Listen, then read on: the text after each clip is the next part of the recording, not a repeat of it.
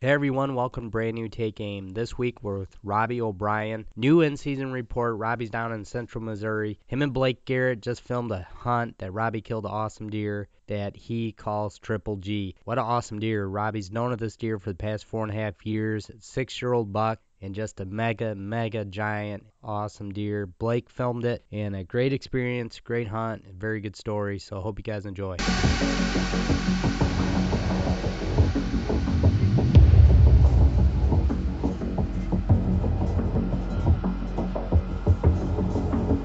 All right, guys, we are live, brand new Take Aim podcast, and excited to get another in-season report out to you guys, and excited this week to have Robbie O'Bryan on from, where are you guys at right now, Robbie? You guys in Missouri? Missouri.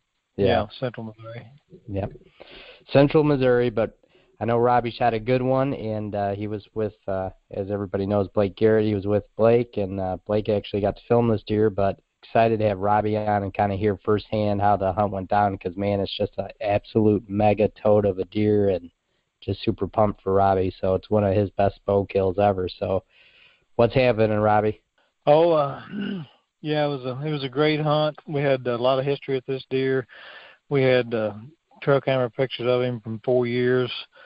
Been following him, been feeding him, trying to keep him on the farm. Missouri, sometimes that's kind of tough. We was able to keep him on the farm and done a bunch more intel on him this year and finally figured out he was living on the opposite side of the farm that I had been hunting. So moved some sets in over there and I hunted him probably 3 or 4 different times out of that set, but that set, I've got to have some kind of an east wind, so I had to really watch when I went in. And just luck be have it, we had a major cold front come through here last night at about 5 or 6 o'clock, and Blake had killed a really good buck a couple weeks ago, and so Blake had an opening last night, and he said, hey, I'll go run a camera for you because I've been trying to self-film, which is really tough. And, we get in a tree probably around 4 o'clock, and we get everything set up, and, wasn't there just a few minutes and some does start to come out, and about 4:45 the does come back to us and come through my opening, and lo and behold, look up and here he comes right behind them, grunting and pushing them. And so it's how it happens. That all happens in about 30 seconds. At the time it seems like a long time, but we just got lucky enough and we put it all together and put a good hit on him. When I first hit him, the shot looked kind of high to the eye, so we put the arrow in him about 5.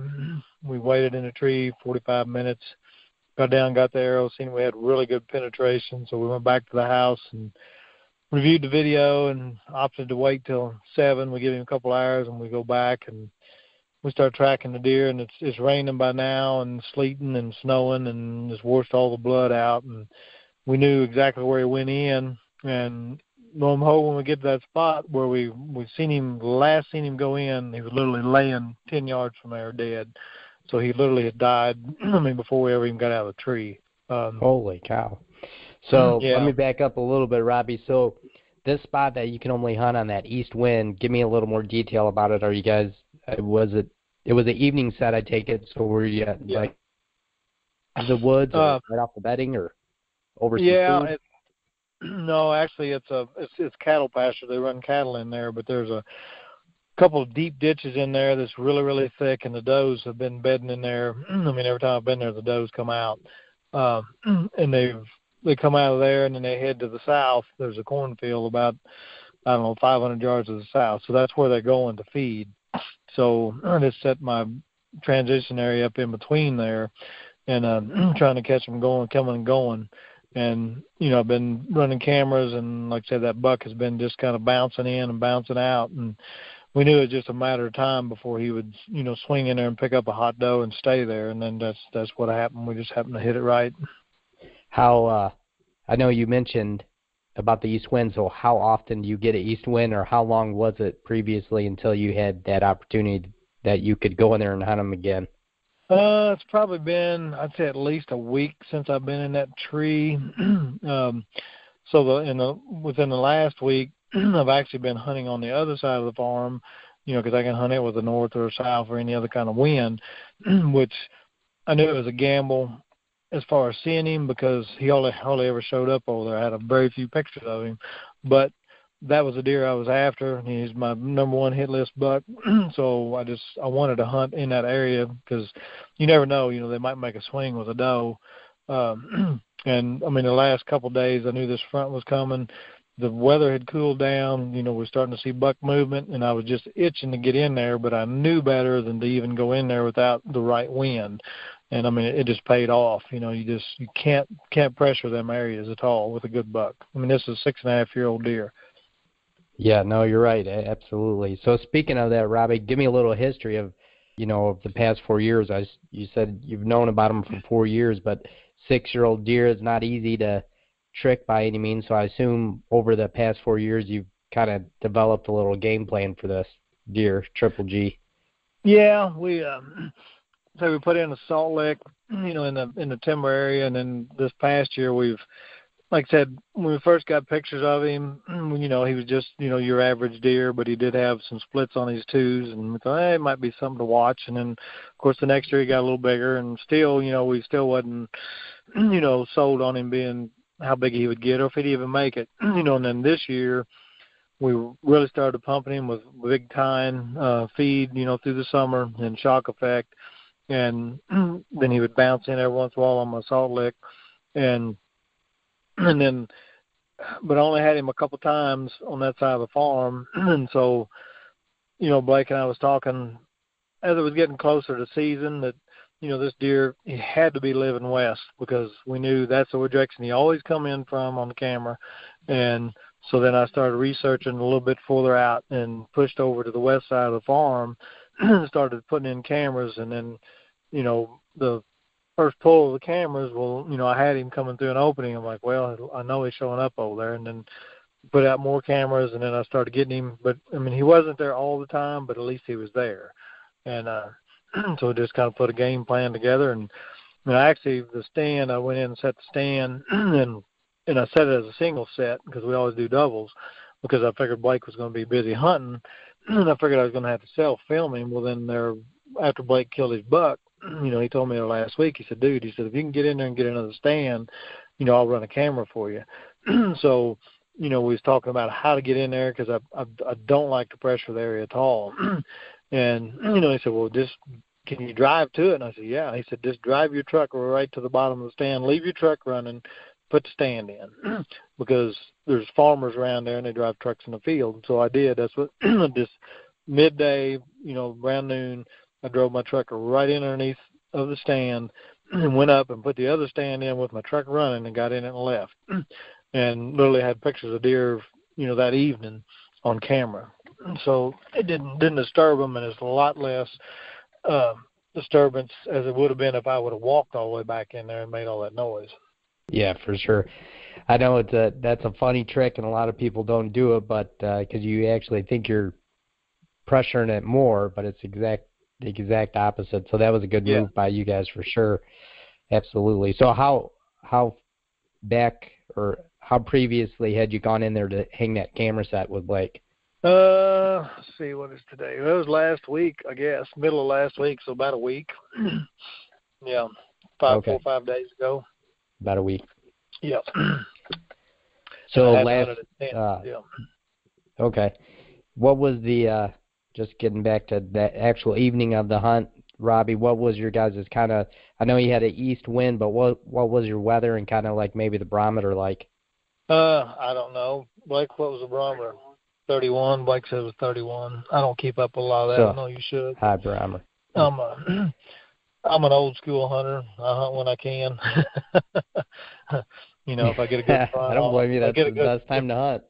Yeah, I mean, if I get a good front or something, I'll try to hunt. But I love hunting the rut. I'm a rut hunter. I'm a funnel hunter. That's what I've done all my life, and that's just kind of the way I hunt.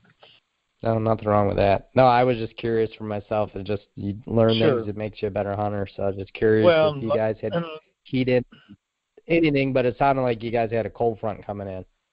Well, that was the main thing. I mean, the cold front was pushing in. It was cloudy, overcast. It was, probably 35 degrees, 40 for a high at the max.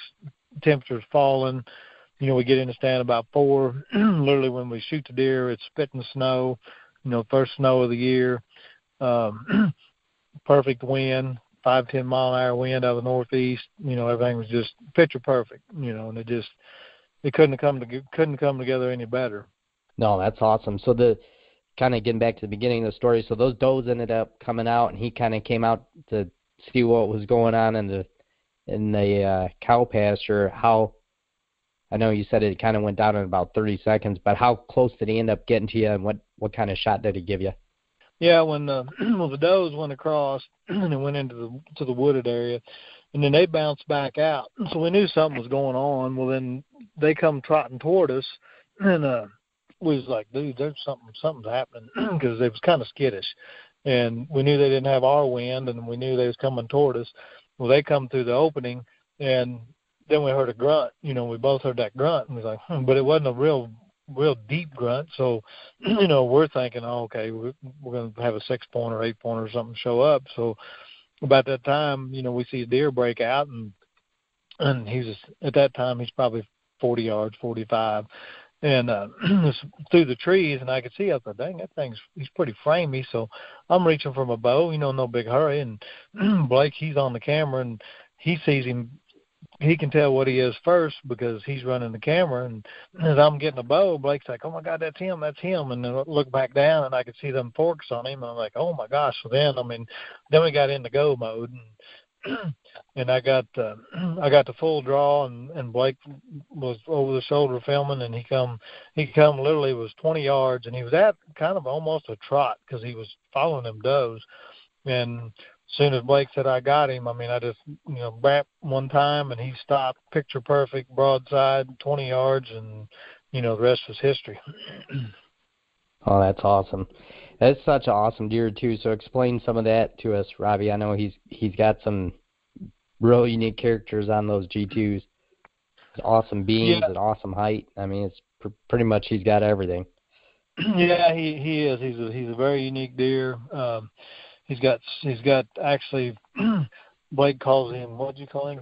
Triple G. I've been kind of calling him the pitchfork because he's got, on both of his G2s, he's split 3 ways and goes up. And he's got 14 scoreable points. He's real heavy. He's a monster of a body of a deer. I know that deer on the hoof had to weigh 300, right in there at least. We just took him to the taxidermy shop, and he caped him out, and he had to get his specialty book out. And the biggest form that he could actually order was one we had to order for him. This deer is huge, and he actually fooled us on our trail camera pictures because his body was so big, it made his horns look not as big. We was thinking this deer, was low 60s, and when we shot him, when we got up on him there last night, as soon as we got to him, I was like, oh, my gosh, this dude's way heavier than we thought he was. He's probably got 6-inch bases, carries mass out. Not real wide, but he's got everything else. Just a really, really great deer, and the 6.5-year-old deer to boot. Yeah, he's super unique. Like, that was the first thing I noticed is his bases and how they go up to his brows, and it carries that right up to the beams, which offset off his head a little ways up.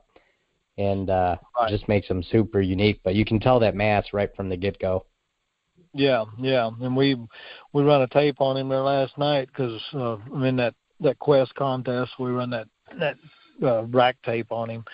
And, when we got to the end, Blake said, what did he come up with? And I looked at it, and I said, you ain't going to believe this, 177.